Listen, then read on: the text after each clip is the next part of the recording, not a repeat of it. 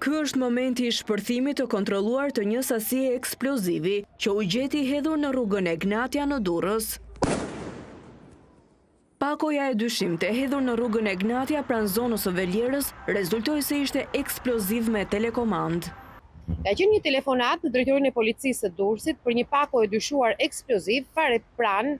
Velierës në qendër të Durrësit, ku gjenden hotelet kryesorë të qytetit, fare pranë portit detar të Durrësit, por edhe bizneseve shumë të rëndësishme në këtë qytet, të cilët ngritën në alarm drejtorinë e policisë së Durrësit. Pasi u krijua perimetri i sigurisë përreth zonës së Velierës nga policia e Durrësit, në vendngjarje mbërritën edhe ekspertët xhenier, të cilët kryen shpërthimin e kontrolluar të lëndës plasëse. Perimetri i sigurisë u mbajti vendosur deri në orën 7 të mëngjesit të së mërkurës, ndërsa kontrollet vijuan përgjatë gjithë natës nga forcat e policisë dhe grupi hetimor. Shiritat e sigurisë u hoqën vetëm pasi hetuesit përfunduan mbledhjen e provave në vendngjarje, si dhe rifilloi qarkullimi i automjeteve. Në sit janë duke kaluar të gjitha automjetet, por edhe personat që kanë kaluar mbrëmjen e shkuar rreth asaj ore, janë sekuestruar një numër i konsiderueshëm i kamerave të sigurisë për të parë dhe për të identifikuar autorët të cilët kanë hedhur këtë pako me eksploziv të lidhur me telefon apo në qoftë se ky eksploziv ka rënë nga